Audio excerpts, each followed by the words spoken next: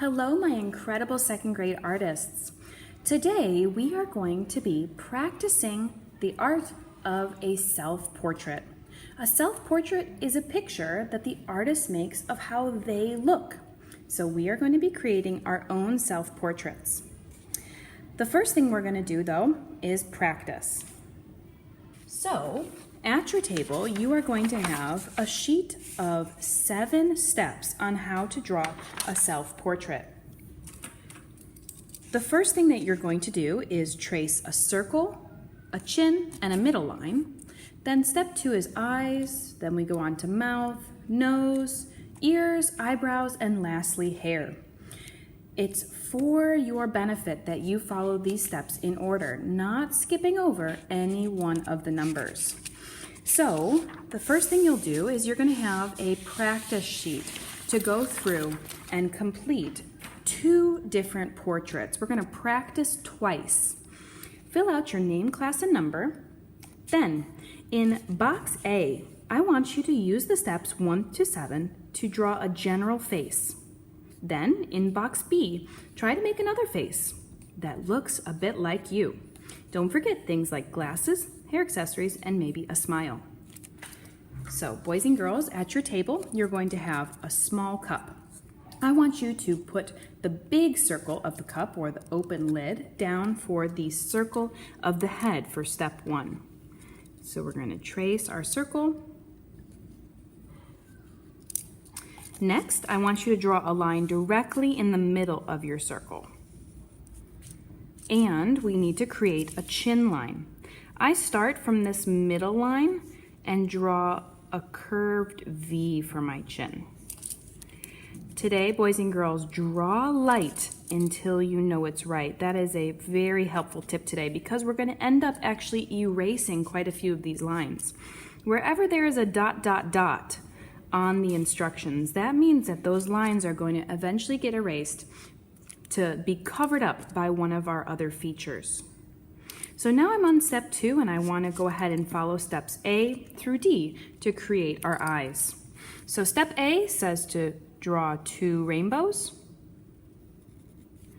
And step B is to fill in the bottom to create that football shape. Maybe make this one a little bit wider. Once I've done this, I like to go ahead and erase the line in the middle of my eye to go on to step D, which is to draw the colored part of my eye. This is called the iris. It's the brown or blue or green part of our eye. Lastly, for step D, we need to create the pupil, which is the dark black hole on the inside of our eye.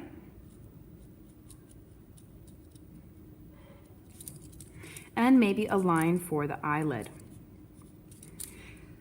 Step 3, you'll notice actually that the mouth is drawn on this bottom line of our circle. So I'm actually going to use this circle as the smile in the gap between my mouth. Another helpful thing I do is I draw that center U here, the dip on my upper lip, and then meet those lines down at the side. And a small U for the bottom lip. Once I've done this, because this is a ... line, I'm going to take and erase the bottom of my circle. I'm going to be careful to erase the lines that are ... because otherwise I might get confused and outline them later. Okay? Next is our nose. The reason I draw my mouth and then my nose is because my nose needs to fit in the whole space between my eyes and my mouth. I don't want to draw my nose too big or too long. The easiest way to draw a nose is just a J with a nostril on the side. Next, for 5 and 6, we have our ears and our eyebrows. Your ears actually are the same length from your eyes down to the bottom of your nose. And your eyebrows. Don't put them too high or you're going to look really shocked. All right, boys and girls, now we are down onto step 7. Step 7 is a tricky one for some boys and girls because we are used to drawing hair with lines for each individual strand of hair. But today I want you to experiment with drawing hair as a shape, one big piece that's on the top of your head. Notice how the hair actually comes down onto your forehead. If you feel your hair, boys, your hair, some of it may actually come down and almost touch your eyebrows.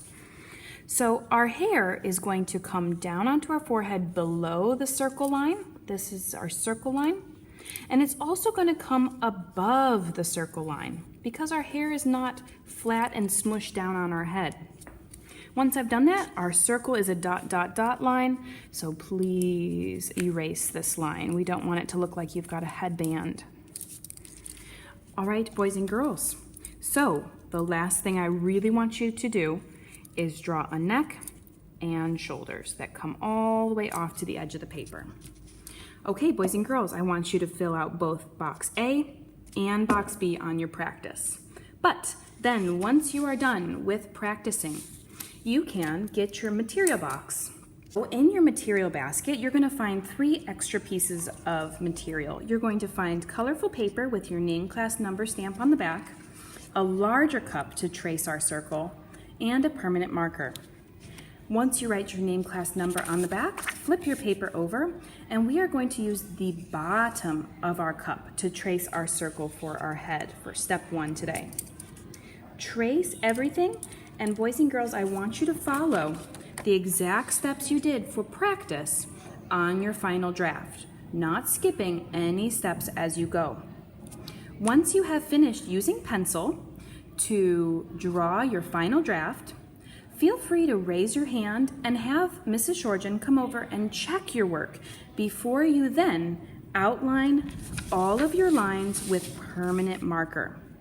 Definitely making sure that you're not tracing over any of these dot, dot, dot lines. We wouldn't want a permanent marker line going through the middle of the head or our smile to go from ear to ear. Okay, boys and girls, so please let me check for you. I would love to do that. All right, boys and girls, let's head to our desk and we're going to start with practicing our A and B boxes of drawing our face.